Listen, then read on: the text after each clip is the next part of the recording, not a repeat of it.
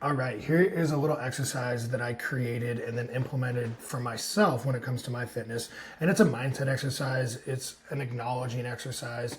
The premise of it is basically acknowledging what you want your fitness to look like, what life you want to live from a fitness standpoint, maybe what goals you have from a fitness standpoint, and then reverse engineering that. So, kind of identify the goal, again, that ideal fitness life that you live, and then talk about the behaviors that will get you there. And even more importantly, talk about the sacrifices that you may have to make in order to do those behaviors that will get you there. Now, I totally understand not everybody responds to the same lesson strategies or exercise strategies, so this might not be for you, and that's totally okay. I still encourage you to listen to this because I'm going to talk about my fitness and how it pertains to me personally, and you might gain, an understanding from that. You might be able to relate to some of the things that I talk about. You might gain a mindset or a technique shift from some of the things I talk about. So even if you don't go away and do this exact practice yourself, even though I encourage you to do that, even if you don't do that, I still think that this is applicable and you can gain something from it. Now, that brings me to another point. If you do this, and you do go through this kind of audit of your fitness and reverse engineering your fitness, then it's important that we implement those behaviors into your life. Doing something is one thing, like doing an exercise or a practice like this, but then if you just go back to living kind of the same lifestyle that you were before you did the practice, it doesn't really get you that far. So I do want to reiterate that point that yes, while it is important to acknowledge and identify places that we can create change or behaviors that we can implement, it is even more important to take action on those. So identify it. That's what we can do with this exercise. It's real brief. It's like 5 minutes of your time. And then let's find ways to take action. So if you're doing one-on-one online fitness coaching with me, let's work on this together. If you do this exercise and you identify some things, send it to me. And then you and I can work on implementing these behaviors into your unique specific life. Okay. Let's go ahead and get into it. So the first thing is identifying your goal. What do I want my fitness to look like? If you could look into a crystal ball and 12 months from now, what would you want your fitness to be? And be specific. Don't just say, I want to be healthy. Okay, so for me, 15 to 18% body fat. That's kind of an area that I've deemed I would be super jazzed about. 205 to 208 pounds. 170 pounds of lean mass. So I basically just took 205 pounds at 17% body fat, and the remainder of that would be lean mass. That's what that means. And then I said aerobically fit. That's slightly subjective, but being able to do things without limitation, being pain-free, and being energized. So that's my goal. That is what I want my fitness to look like. Okay, so now why is that important to me? And this one's huge. This is kind of the biggest piece. And you'll see when we connect the sacrifices at the end, we'll come back to the importance to you, because that is what will get you through the hard times and the barriers and the shitty, tough moments of your fitness journey, is the importance of it to you. So for me, I want to be able to set a standard of healthy, natural living to inspire other people to excel in their health. Basically, I want to be able to use fitness as a medium to help other people improve their quality of life. That's literally my job.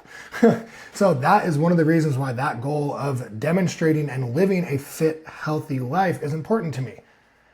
I want to live a long, physically able, disease-free life. That's another important factor to me, is as I age and as I have a family and as I, grow and go through this life, I want it to be enjoyable. I want to be able to do things. I want to be able to feel confident in my abilities. I want to avoid some of the cardiovascular, and I know that living a healthy, fit life and having certain behaviors can help create that long, physically able, disease-free life. So that's important to me. I want to be the in-shape fitness coach people want to work with, right? Is that vain? Sure. But you're talking to yourself, get real with yourself. What is the reason that you want to do this? What is the reason that you are okay with these sacrifices that you're about to explain to yourself that you might have to make in order to reach that goal that we talked about from here? Me wanting to be the in-shape fitness coach that people want to work with is a reason why being 15 to 18% body fat is important to me. So be real with yourself, Why is it important to you? Okay, so now we get into more of the nitty gritty, which I'm not going to run through everything, but if you wanted to take a screenshot of this, 1 through 5 right here, that is about as well-rounded and developed of a fitness plan as you can kind of get. Don't expect yourself to hold these same standards, right? Again, this is for me and my life. But what does this look like? How does this version of me live? So this is where we kind of do that reverse engineering of, okay, here's why it's important. How does this person up here live? And this is kind of some of the things that I've deemed. So managing my food intake, again, I'm not going to go through all this, lifting weights 2 to 3 times a week, having a bout of high intensity interval training 1 time a week, having some form of steady state cardio. I didn't specify, but 2 to 3 times a week. And then, daily activity just to promote a active lifestyle, limiting sedentary behavior. So again, if you want to screenshot that and look at some of the itty bitties on that, you can, but this is the actionable stuff. So this right here, whatever you put in this section is how you become this goal that you kind of set out for. Okay, so now here's the really important part, and I'm going to talk about this.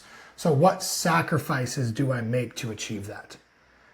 And this is the hard part. So I'm basically saying, what am I going to have to give up? What am I going to have to change in my life? What am I going to have to let go of in order to do this, to live this version of my life, in order to be this person? Okay. So for food, for me, I got to be selective in the desserts and the indulgences that I decide to have. I have to set either a weekly goal of having 2 desserts or a weekly limit, but I can't have it all. That's a sacrifice. I have to sacrifice the idea that I can just have dessert at free will, right? Or else I won't get to those goals that I talked about at the beginning. Snacking.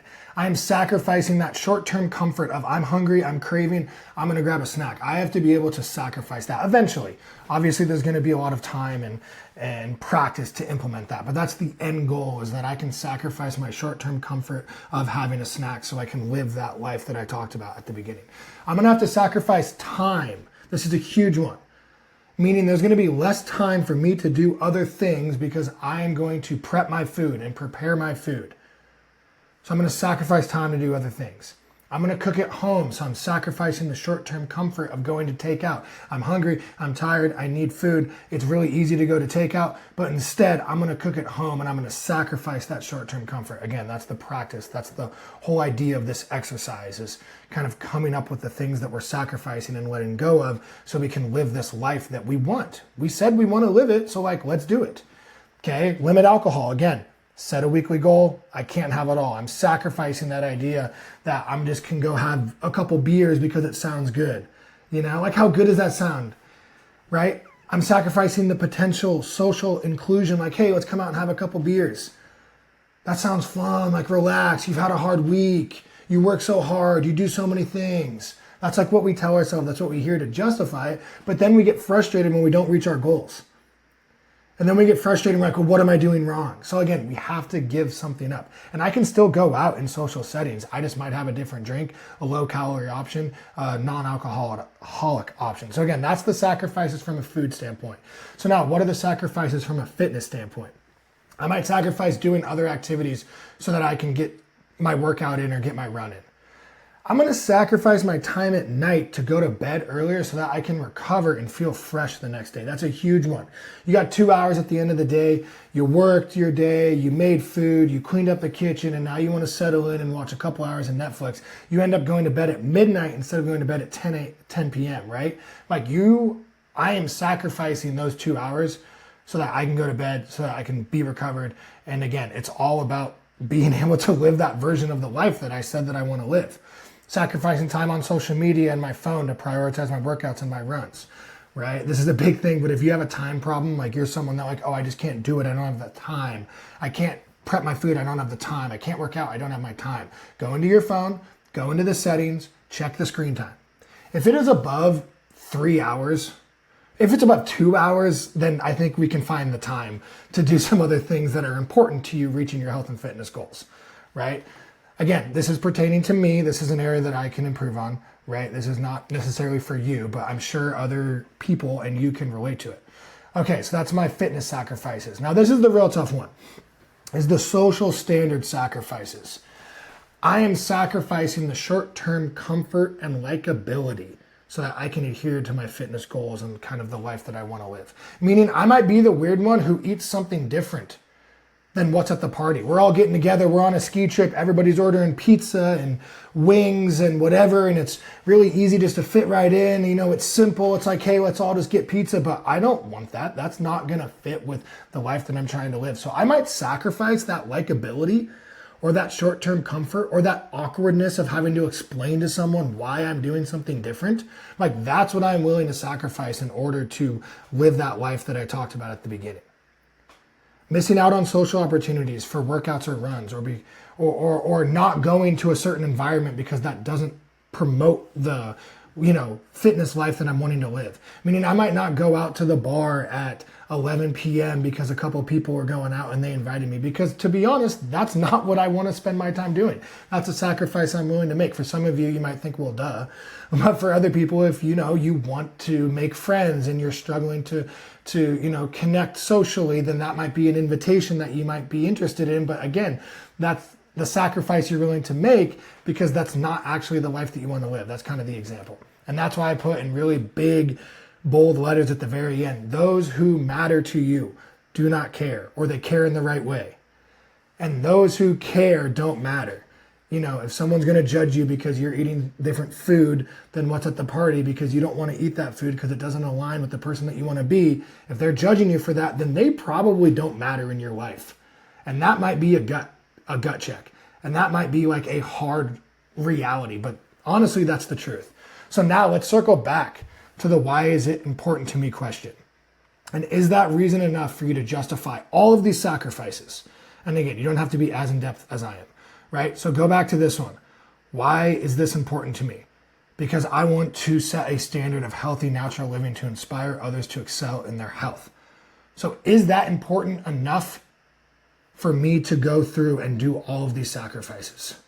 And right now, in this present time, it is. And that might change, and that's okay. Yes, that is important enough for me to have those sacrifices. And at some point, this shit will challenge you. You will fail. You will fail at acknowledging and sacrificing the way that you just described in this lesson that you did on a piece of paper on some random Wednesday morning, right? You will fail at it. You will battle the mind games of the short-term comfort. You will give into the short-term comfort because it makes sense in that time. And that's okay. But these sacrifices will expose your true desire to become this version of yourself. Like, if you will find yourself, if you are willing to make these sacrifices, the time sacrifice, the comfort sacrifice, to do these things, then you will get to this person and you will be that version of yourself. And I do want to clarify, like, we're not changing who you are. Like, you still are being you. You still are you. And that's very important. You should be you. You're just being a different version of yourself. So this version of Paul does this, and he sacrifices this to get there. And that's kind of the end goal of this lesson, is for me to be able to acknowledge all that stuff. And again, at some point you will not live up to your expectations. At some point you will struggle. At some point you will not do the best, and that's totally okay. That's natural. That's the way it goes, right? But that's when you're exposing how important that life is to you. Because if it's important, you will wake up, you will brush off the, behaviors that took you away, and you'll keep trying, and you'll keep working on it, and you'll keep refining the process, and you'll keep improving. And if it's not important to you, or just not enough in that current time, then, you'll probably move on to other things and you'll prioritize other actions. And that's okay. This is not a guilt thing. This is not a shame thing. This is identifying the life that you want to live and how to implement that and the sacrifices that you might have to make to get there. So I hope this was helpful. Again, it's different for everybody. This might not really strike a whole lot of motivation for you, and that's totally okay. I do encourage you to do this practice, though. I do encourage you to get out a piece of paper or open up a Google Doc or just a Word doc and just write down these questions. What do I want my fitness to look like? Why is this important to me? What does this look like? How does this version of me live?